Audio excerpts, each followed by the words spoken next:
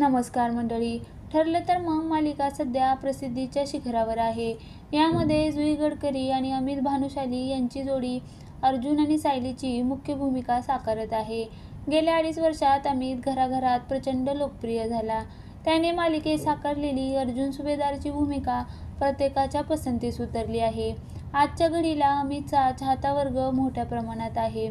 पण अभिनय क्षेत्रातील त्याचा हा प्रवास अजिबात सोपा नव्हता. सुरुवातीच्या काळात त्याला प्रचंड संघर्ष करावा लागला.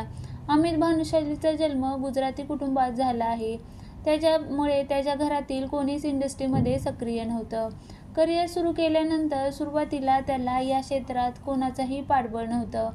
जवळपास 1.5 वर्ष अभिनेता इंडस्ट्रीत ऑडिशन देत होता, पण त्याला कुठेही काम मिळत नव्हतं. शेवटी अमितने नोकरी करायचं ठरवलं. त्याचं जॉईनिंग लेटरसुद्धा आलं होतं, पण नोकरी करायची त्याची इच्छा नव्हती. त्याला संपूर्ण कल अभिनयाकडे होता.